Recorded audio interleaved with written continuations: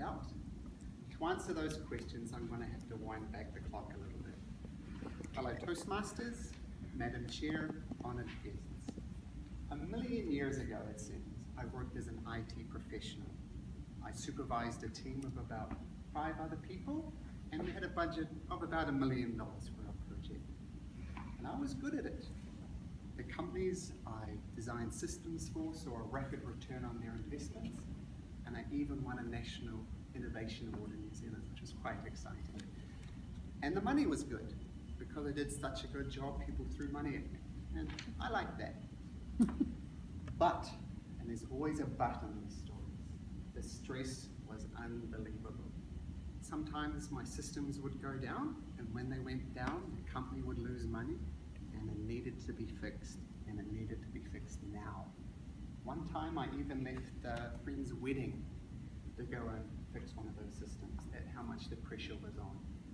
Well, I became very unhealthy. My mantra was, I've worked hard today, therefore I deserve a treat. So for lunch, I'd go and eat some terribly unhealthy food. The problem was, I'd say that every day. Every day I deserved a treat. So every day I was eating fast food, once or twice a day. And my weight ballooned up to about 265 pounds, which was very unhealthy. Now, because I was in a senior position, I could come and go pretty much whenever I liked. And so I started finding myself going home for no particular reason, just to get away from work. And I'd be at home and I wouldn't be doing anything. And I just didn't care about the work. I just didn't care. I started seeing a clinical psychologist, and she helped, but my mental health continued to go downhill. I said to my immediate supervisor, I just can't work another day. I just can't do it. And he was very graceful, and he said, it's okay, Malcolm. We got this. No problem. Do what you got to do. And so I stopped work. I started doing some university papers, but that quickly stopped because once again, I just didn't care. I started cutting off social contact with my friends because I just didn't care. My relationship with my wife deteriorated because I just didn't care. And then one day, I stopped caring about myself. I thought I was worthless and unimportant.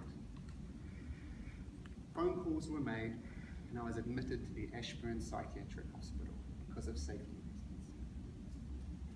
Now, life in Ashburn I often describe as the best and the worst time of my life. It was the worst because people in there were suffering from acute problems.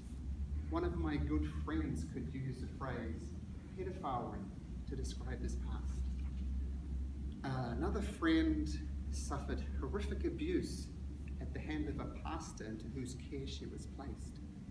And in a decision I could never fathom or understand, she actually took the life of a young baby. Another young man hung himself while I was there. I didn't know the guy, which I'm kind of grateful for, but that's the type of place it was. Very, very hard. People suffering from acute problems. It was also the best place to be because I left so much better than when I went in. Now, Ashburn was initially set up as a place for World War I veterans to get better. Initially, the veterans would see the traditional mental health services in New Zealand, and it just didn't help. But when they sat together and shared stories with each other and said things like, you know, I killed these people, I did these horrible things, I watched my buddy die in front of me, and another veteran would say, hey, me too, I can relate. And that proved very therapeutic to them, just the shared experiences. And that's how I got better as well, through shared experiences. I could talk to other people who were going through things like I did, and by that shared experience, I got better. It did cost me though. My relationship with my wife ended. I lost my faith, and I lost a lot of money too. It was a private psychiatric hospital, so that was quite expensive. So after I left Ashburn, I resigned from my job and I was filled with jubilation. I went on to volunteer extensively for a number of years in the Philippines, Ghana, and Uganda. And what I found in those places, rather unexpectedly, was happiness. Those desperately poor people with hardly any money were happy. They were great people to be around, and it raised my happiness as well. So I feel, in a very real sense, I had traded money for happiness, and I feel that was a great decision. Now, things are a lot different now from those early days in IT. I'm a lot more healthier now. I'm a vegetarian, and just smelling those Big Macs I used to be makes me feel ill. I met a beautiful lady who became my wife, and we've opened up our house to foster children, and we also run a non-profit organization called Meaningful Volunteer, and we have built solar-powered schools in both the Philippines and Uganda. I could earn a lot more money if I returned to IT, but the meaningful work I do, both in Canada with our foster children and externally in places like Uganda and the Philippines, is much more meaningful. Now, the mental health problems are present. They never really go away. The demons are lurking. What I do to deal with them is I run. And I run and I run.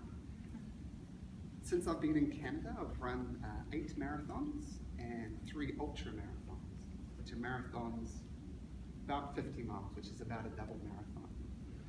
And they really help keep the demons